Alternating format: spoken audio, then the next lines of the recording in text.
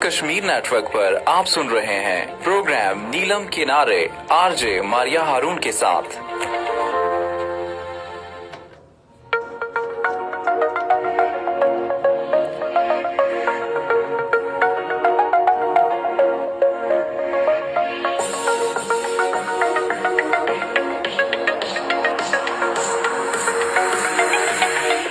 अस्सलामुअलैकुम जी। सुना FM 89.4 ਇਹ ਜਗ੍ਹਾ ਨੈਟਵਰਕ ਤੋਂ ਪਹਾੜੀ ਪ੍ਰੋਗਰਾਮ ਨੀਲਮ ਕਿਨਾਰੇ ਦੇ ਨਾਲ ਮੈਂ ਮਾਰੀਆ ਹਾरून ਜੀ। ਸੁਨਾ FM ਕਸ਼ਮੀਰ ਨੈਟਵਰਕ ਤੇ ਫੇਸਬੁੱਕ ਪੇਜ ਦੇ ਨਾਜ਼ਰੀਨ ਕਿਹੋ ਹੋ ਤੁਸੀਂ ਸਾਰੇ। उम्मीद करती हैं तुसी सारे ठीक ठाक हो सो। असा को सुनिया जा रहा है इस वक्त फेसबुक लाइव और उसके नाल नाल 89.4 दी फ्रीक्वेंसी ता से ही सुबह 9 बजे तो मौजूद हाँ। ये जड़ा असां दा फेसबुक सैशन होंदा है इस विच पाकिस्तान आज़ाद कश्मीर पूरी दुनिया विच लोग असां नाल शामिल होने अपनी राय का इजहार करते हैं। अच्छा, अगस्त का महीना एक अपनी एक अलग अहमियत रखता है, एक खुसूसियत रखता है और 14 अगस्त हो गई या सिर्फ अगस्त का महीना ही हुआ ना, एक सब्ज हिलाली रंग असांदी अखियां गा जुलता है, सफेद रंग आ जुलता है, सब्ज और सफेद रंग का एक कॉम्बिनेशन असांदे जहन विच होंदा है। ठीक है, जश्न आज़ादी मनाने दे मुख्तलिफ अंदाज हैं। हर तबके फिक्र दे लोग, हर उम्र दे लोग अपने अपने अंदाज नाल वतन दी मुहब्बत है। मतलब अंदाज सबका अपना अपना है लेकिन मकसद वतन दे नाल मुहब्बत है और इस मुहब्बत को सैलीब्रेट करने वास्ते वो मुख्तलिफ अंदाज अपनाने हैं।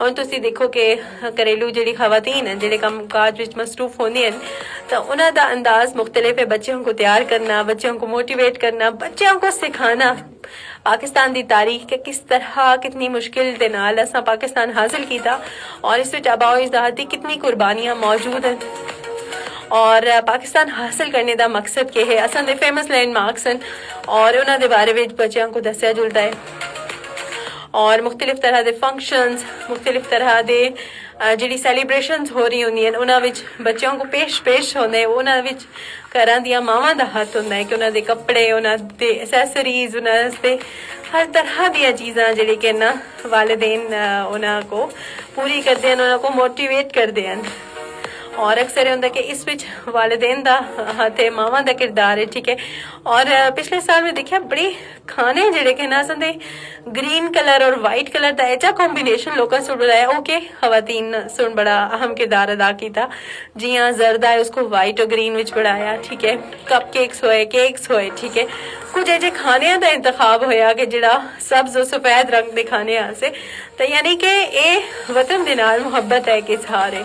बच्चों के स्कूल है बच्चों की खुशी दीदनी होंदी है और देखिए जुला दा बच्चे ज्यादा सैलीब्रेट करते हैं। स्कूल विच फंक्शंस हो रहे हैं, ठीक है, उससे बढ़ चढ़ का हिस्सा कहते हैं, रैलीज निकल रही हैं, अपने अपना परचम है, परचम दे नाल मुहब्बत है।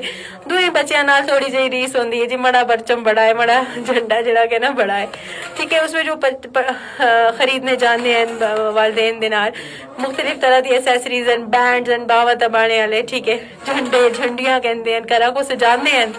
ठीक है, और नौजवानों की गलबात की चलो उन्होंने दा भी एक होंदा है कि झंडा बड़ा उन्हां दी गड्डी नाल होवे, बाइक दे नाल होवे, घरा दा उता लगे सैलीब्रेट किया जा रहा होंदा है। ठीक है, डिफरेंट फेरी लाइट्स दे नाल सब्ज और सफेद रंग दी होंदी झंडियां लाई जुलदी हैं। ठीक है, तो इस वास्ते खवातीन का किरदार अहम है, बच्चों का किरदार अहम है, नौजवानों का किरदार अहम है। जिहड़े बुजुर्ग अफराद हैं वो बच्चों को बेसिकली एजुकेट करते हैं कि कुछ अजे जिहड़े हिजरत के टाइम आए उन्हें दसते हैं कि किस तरह उन्हें सुन मुश्किल वक्त गुजारिया, किस तरह उन्होंने बनिया सुन हिजरत की थी और इंडिया तो पाकिस्तान आए और कितनी मुश्किलात दिखियां।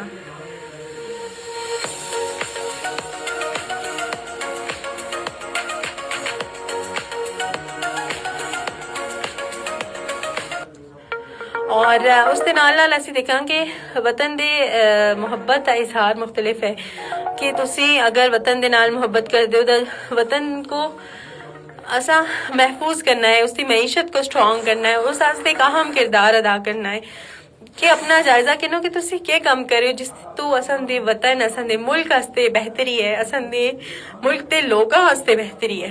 तो इस विच एक अहम किरदार है कि असीं शजरकारी को प्रमोट करा और ਉਸ ਤੋਂ ਇਲਾਵਾ ਕਚਰਾ ਜਿਹੜਾ ਕਿ ਹੈ ਨਾ ਉਸਕੋ ਫੈਲਾਣੇ ਦੀ ਰੋਕਥਾਮ ਕਰਾਂ ਕਿ ਜਿਹੜੇ ਡਸਟਬਿਨਸ ਨਸਬ ਹੋਏ ਦੇ ਹਨ ਉਹਨਾਂ ਵਿੱਚ ਅਸੀਂ ਕਚਰਾ ਬਾਵਾਂ ਬਜਾਏ ਇਸਕੇ ਕਿ ਇਧਰ ਉਧਰ ਕਚਰਾ ਜਿਹੜਾ ਕਿ ਨਾ ਫੈਲਾਇਆ ਜਾ ਰਿਹਾ ਹੁੰਦਾ ਹੈ।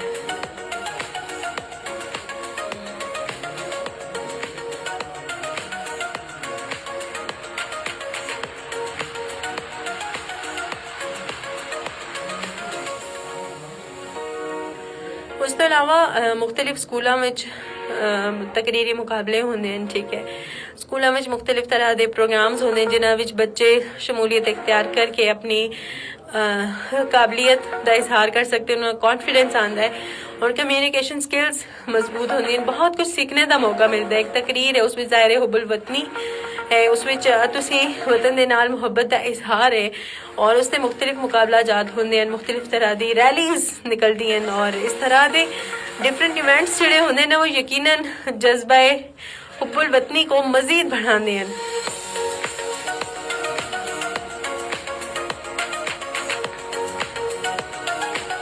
और इस दफा का जिला 14 अगस्त है अपनी नौयत का मुख्तलिफ 14 अगस्त है क्योंकि मार्का हक दी भी असी दिख रहे हैं कि उसकी भी सैलीब्रेशन चल रही हैं और ये 14 अगस्त यकीनन असी खूबसूरती के नाल मनासा और इसका मकसद पूरी दुनिया को एक पैगाम देना है कि असी अपने वतन के नाल मुहब्बत करते हैं और हर मेली अख को असी नीज तो नाबूद कर छड़सा।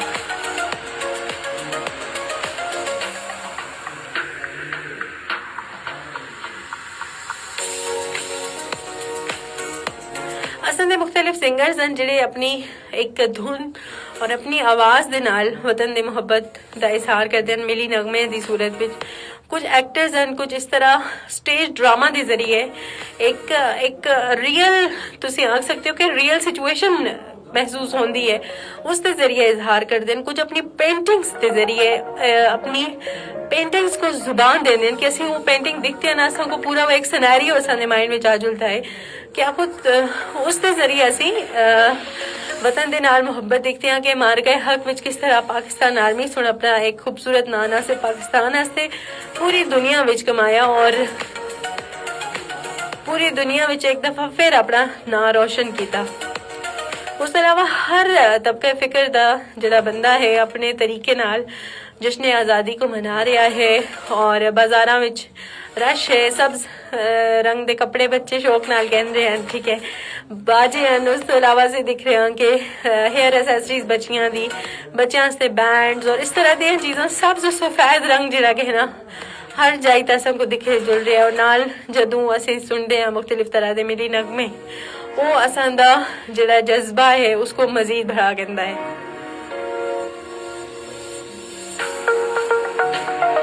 और मुख्तलिफ तरह की तकारीब का भी इनकाद होता है और इस दिन की मुनासबत तो इसका मकसद यही है कि पाकिस्तान की मुहब्बत को मजीद बढ़ाया जाए।